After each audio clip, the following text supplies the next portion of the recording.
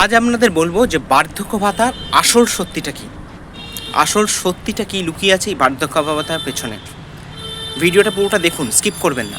আজ অনেক কিছু তথ্য দেবো আপনাদের। জনকল্যাণ শিবিরে যখন এই বার্ধক্য ভাতার প্রথম বলা হয় যে ফর্ম দেওয়া হবে, সেদিনকে আমিও লাইনে দাঁড়িয়েছিলাম এবং এই লাইনে দাঁড়াতে গিয়ে বেশ কিছু আমার তথ্য আমি ওখান থেকে কালেক্ট করি, সেগুলি আজকে আপনাদের সামনে বলবো। আমার পাশে যারা দাঁড়িয়েছিলেন বেশিরভাগটাই কিন্তু অন্নপূর্ণা ভাণ্ডার নয়, একদম সব বার্ধক্য ভাতার মানুষরা, বয়স্ক মানুষরা দাঁড়িয়েছিলেন।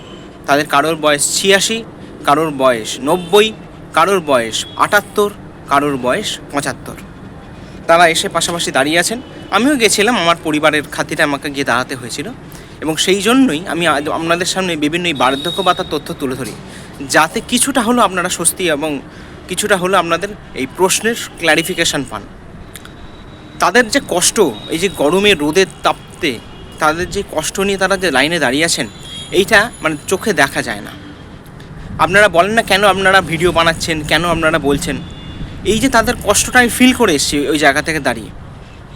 সরকার তো ঘোষণা করে দিলেন যে বার্ধক্য ভাতা নতুন করে 1,500 টাকা দেওয়া হবে, ফর্ম তুলে জমা দিতে হবে, কিন্তু তার যে কষ্টটা, এই কষ্টটা রেখে একটা 86 বছরের ভদ্রলোক, একজন আমার দাদুর বয়সী, উনি এসে আমার পাশে দাঁড়িয়ে এসে বলছেন যে ভাই আমাকে দাঁড়াতে হচ্ছে, কিছু করার নেই, আমার ফ্যামিলি কেউ দেখে না, আমার সন্তানরা কেউ দেখে না, তার জন্য দাঁড়াতে হচ্ছে।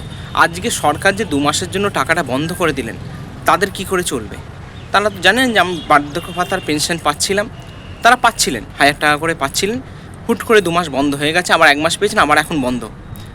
বলছে ভাই তোমার চলবে কি করে? আমার ছেলেরা আমাকে দেখে না, আমার স্ত্রী দুজনে বার্ধক্য ভাতা পাই, তাতে ওষুধ খাওয়ার পত্র কিনে 2,000 টাকার ভেতর, আর এদিক ওদিক হাত পেতে যা করি সেটুকুন। ছেলে মেয়েকে মানুষ করতে গিয়ে সমস্ত টাকা আমার শেষ হয়ে গেছে। এখন সরকারি ভরসা, কিন্তু সরকারই এখন আবার আমাদের বিভিন্নভাবে মানে হ্যারাসমেন্ট করছেন।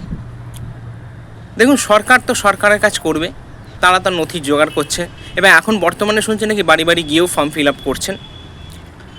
খুবই ভালো, খুব আনন্দিত কথা এটা যে করে দিচ্ছেন, খুব ভালো কথা। কিন্তু সত্যিটা হচ্ছে এইটাই, জানেন তো, বার্ধক্য ভাতা কেন আমরা এত কিছু ভিডিও বানাই, এই যাতে তথ্যগুলো আপনারা পান। আমারও বাড়িতে বার্ধক্য ভাতা পাওয়ার মানুষ আছেন, আমিও তাদের জন্য ফর্ম ফিল আপ করেছি, আমি বুঝতে পারি ব্যাপারটা, তাই জন্য আমি এগুলো ভিডিও করি যে বার্ধক্য ভাতার সত্যিটা কী, যে মানুষের যে হাহাকার কষ্ট, তার সন্তান আছে তাকে দেখে না, তাই জন্য তাকে 80 বছর 87 বছর বয়সে, বুঝতে পারছেন কত বয়স, তাকে এসে ওই লাইনে দাঁড়িয়ে ফর্ম ফিল আপ করতে হচ্ছে, যাতে সে আবার নতুন করে টাকাটা পায়, 1000 হোক 1,500 হোক, যাই হোক টাকাটা পায়। তাই আমার সেরকম কোনো উদ্দেশ্য নয়, আমার উদ্দেশ্য হচ্ছে এটাই যে সত্যিটা আপনাদের সামনে তুলে ধরা। সরকারের উপর বিশ্বাস রাখতেই হবে, তারা তাদের মতন কাজ করছেন। এখন শুনছি বাড়িতে এসেও ফর্ম ফিল আপ হচ্ছে, তাই চিন্তা করবেন না, টাকা ঠিকই ঢুকবে।